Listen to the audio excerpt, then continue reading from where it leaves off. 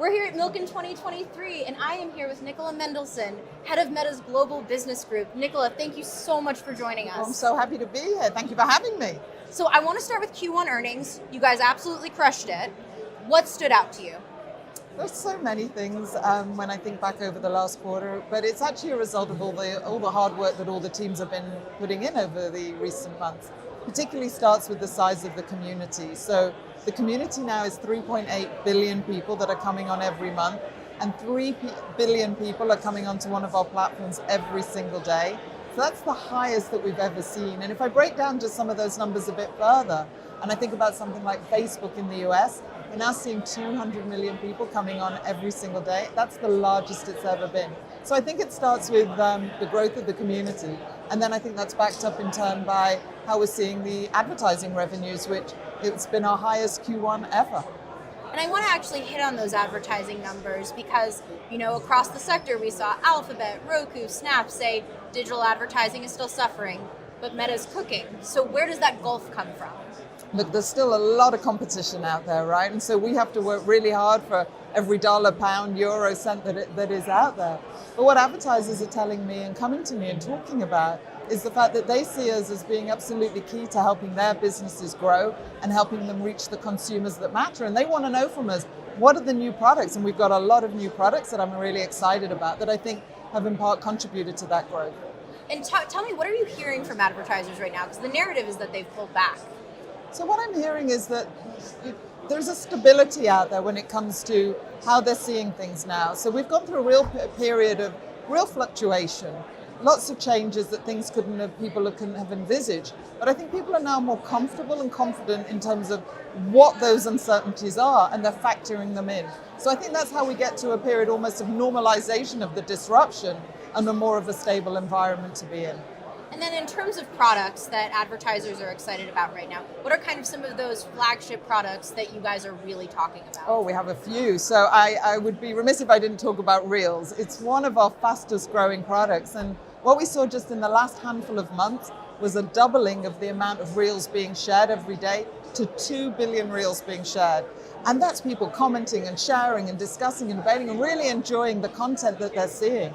And a lot of that's been powered by the investments that we've been making in artificial intelligence and machine learning. So that's one. That's a really exciting one. The second one is around messaging. Messaging, and we have with WhatsApp and Instagram Direct and also Messenger as well, 3 really exciting messaging platforms for advertisers to be able to reach people in new and different and varied ways. And we're seeing that one of the products that we have that we call Click 2 actually enables advertisers to start a conversation in one of the individual threads. That now has a run rate of $10 billion. Yeah, and I travel a lot with my role. It's a global role, and I've been in Brazil, I've been in Singapore, I've been in India, I've been in Korea, and it's been really interesting to see some of the use cases that we're seeing there with some of the large businesses and advertisers. One of which was Geomart, where they've basically built a whole supermarket with 20,000 SKUs right in WhatsApp, where a person can go in, can pick the groceries, can arrange the delivery and the payment, all within the individual thread, and then of course do the same thing again next week. So it's really exciting to see the growth of some of those products. And then finally, we are here at Milken, everybody's talking about AI here, right? So we launched last August a whole suite of AI-powered products called our Advantage Plus products. And this is really helping advertisers to get the performance that they want with a reduction in the cost to actually reach the people that matter to them. And these are different products that we've got across the way in which to reach people, the way in which to measure, and the types of creative that advertisers can put out there. And they do a number of different things, but ultimately it's about giving that strong ROI and reducing the amount of manual steps that it takes for a person to put a campaign on our platform. So this is the beginning of a really exciting journey for us in this area. And how would you distill it down if you had to, what Meta's role in the AI landscape really is right now? So this is not a new area for us. I mean, we've been working with AI since really back to 2006 with the introduction of Feed. And we use it in 3 different ways. So we use it to surface and bubble up in the feeds the best content for you, that individual of those 3.8 billion people, to see the things that matter most to you. So that's where we start. We also use it to take away off the platform any type of harmful content, misinformation. We're doing that through machine learning and AI. And then finally, from the advertising side and the monetization of our products, then it really is about making sure that we put the right products in front of the right people at the right time. So those are the different ways that we're using it today. And of course, cost cutting has been a big story at Meta. So I was curious, given the layoffs, how are you feeling about the trajectory of the company? Yeah, so look, layoffs are never an easy thing for any company to do, and we're seeing it right across, well, not just the tech company, but across business per se at the moment. But in terms of how I feel about the company, I feel very excited. I feel very excited about the North Star vision that Mark is putting out there, the bets that he's placing, everything from, well, all the things that we've spoken about, but I would also be remiss if I didn't also talk about the worlds of AR and VR and the bets that we're placing to the metaverse. I think there's very few CEOs that are bold enough and brave enough to put a bet on something that could be 5 and 10 years out. And so I feel very excited of how that community will move through the different phases that we've seen of digital to be where we are today to ultimately where we'll all be in some type of virtual reality experience as well in the future also. So yeah, I feel very excited. This gets me to the second to last thing I wanted to ask you.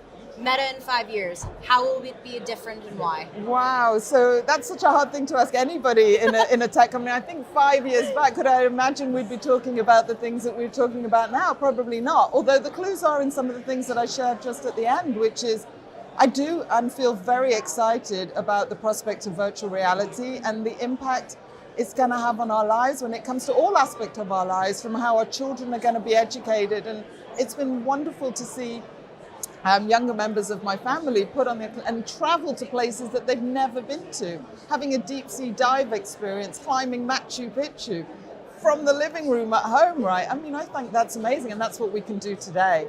I think about how it's going to change the way in which we collaborate and ideate in the world of work, and then also in the way that people will be able to socialize. I think about things like pop concerts or football matches, always the preserve of the very few, now being able to be opened up to so many more people to have those sorts of experience. And of course, the whole environment that new jobs are going to be created for individuals, for creators, for people with followers, types of jobs that we cannot even imagine yet. And one of my favorite new jobs that I'm hearing about is a digital avatar stylist. Now, we're seeing already that there are 1 billion downloads of different Is that a growth industry?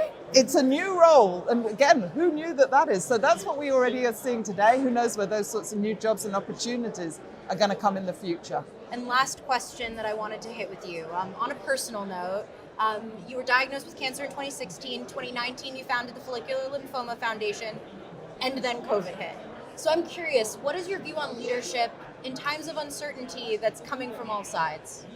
Yeah, so thank you for giving me the opportunity to talk about that. Getting a diagnosis like that is just, it's a real moment, and it's something, that can rock not just you, but your family and your friends around you. But I did set up a foundation. This is an incurable disease that I live with.